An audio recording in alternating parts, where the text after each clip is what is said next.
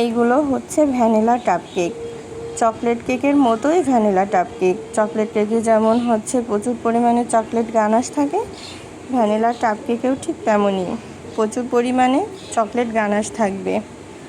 আর chocolate cup কেকগুলো যে প্রাইসে হবে, ভ্যানিলা কাপ কেকগুলোও সেম প্রাইসেই পেয়ে যাবেন আমার কাছে।